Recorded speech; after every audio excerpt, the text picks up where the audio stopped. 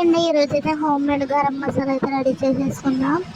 మిరియాలు, సోంపు, చెక్క, జీలకర్ర, జాజి పువ్వు, జాపత్రి, ధనియాలు, మిరియాలు, మలాటి ముక్క, బిర్యానీ ఆకు, కస్తూరి మేతి, జాజికాయ, యాలకులు వేసుకొని ఫ్రై అయితే చేసుకోవాలి. ఆయిల్ లేకుండా అలా పచ్చివాసన పోయేంత వరకు చేసుకొని మిక్సీ జార్లో వేసి కొట్టేసుకోండి.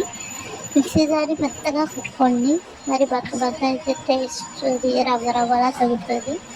మెత్తగా కుట్టేసుకొని స్మూతీ టెక్స్చర్ వచ్చేంత వరకు కొట్టుకోండి.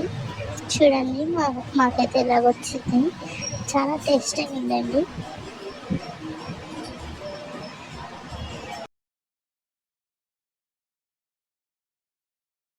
మాకు ఈ పౌడర్ అయితే వారం రోజులు అయితే నిలబడింది. మీరు ట్రై చేసి కామెంట్ చేయండి. Bye bye.